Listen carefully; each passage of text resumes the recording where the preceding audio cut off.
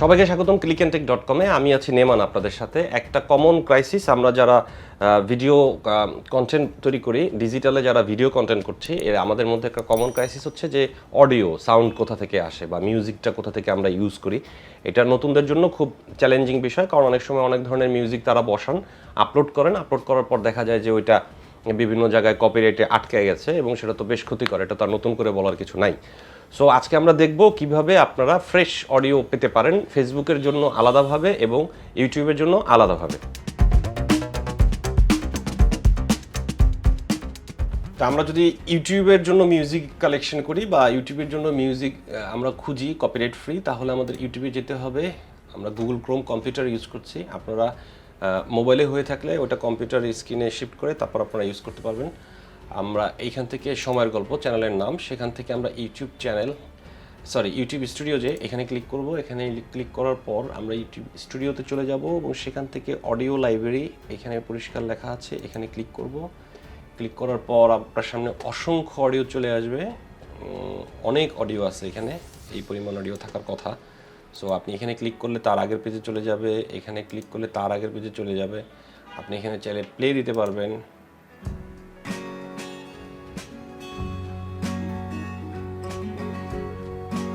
আবার আরেকটা music,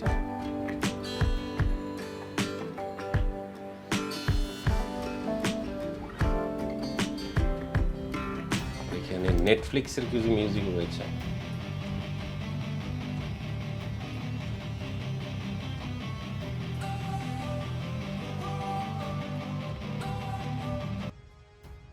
so এই মিউজিকগুলো আপনারা ইউটিউবে ব্যবহার করতে পারবেন এবং এগুলো সম্পূর্ণ কপিরাইট ফ্রি, কোনো টেনশন নাই এগুলো ইউটিউবে ব্যবহার করতে।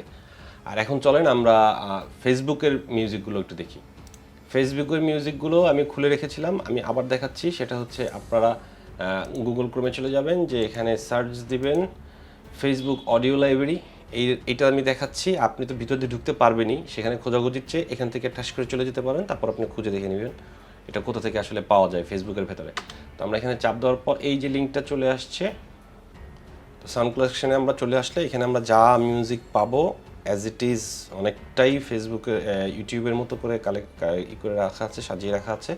এখান থেকে আপনারা যে কোনো মিউজিক ফেসবুকের জন্য ব্যবহার করতে পারেন, এতে আপনার কপিরাইটে কোনো সমস্যা হবে না। এটা আপনারা ফেসবুকের ভেতরে ফাইল ম্যানেজার সাউন্ড কালেকশনের ভিতরে পেয়ে যাবেন। তো আমরা একটু শুনি, এখানে যদি আমরা চাপ দিই তাহলে এটা প্লে হবে মিউজিকটা।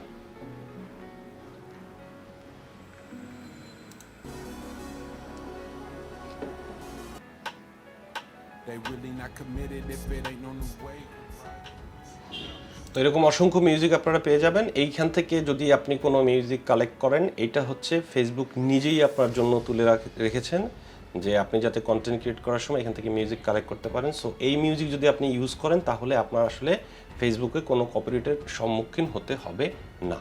সবাইকে ধন্যবাদ এতক্ষণ দেখার জন্য। আপনারা নিশ্চয়ই এগুলো ফলো করবেন, কখনোই অডিও অন্য জায়গা থেকে নেবেন না। এবং যদিও একটা নিয়ম হয়তো বা আসবে যে কিছু জায়গায় ছাড় দিচ্ছে ইউটিউব, কিন্তু সেটার উপর আসলে ভরসা করার তেমন কোনো কারণ নাই।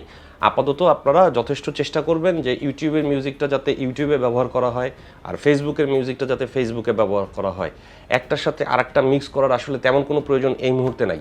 এবং এই কপিরাইটগুলো যদি আপনারা ফলো করেন তাহলে আপনার প্রত্যেকটা কন্টেন্ট যতদিন আপনি কন্টিনিউ করবেন ততদিনের জন্য ফ্রেশ থাকলো। কিন্তু যদি কোথা থেকে আপনি একটা অডিও নেন তাহলে সেটা নিয়ে আপনাকে ব্যাপক ভুগতে হবে এবং এই কন্টেন্টটাই একসময় হয়তো বা থাকবে না।